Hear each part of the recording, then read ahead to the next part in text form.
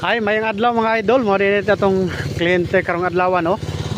Ni atas sa nalimot ko sa barangay. Basta kay niami sa Sevilla mga idol.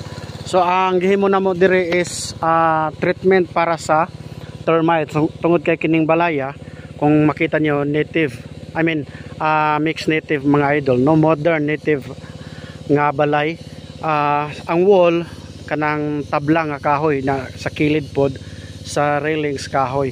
So gianay ni mga idol nya ay lang trusses sad ceiling joist kahoy. So ang problema mao lagi gianay na nanapita mga idol sa underground sad dahil sa ceiling dunay gamay nga tawag ani kanang naay agay-ay.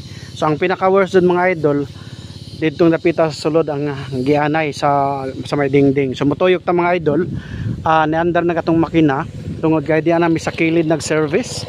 Humana namin saka namin sa ceiling mga idol ang saka patingita kayo. So kini nag-kilid na nag-spray na. So mo nag-service na naman mga idol nagkuha na katong makina andar na.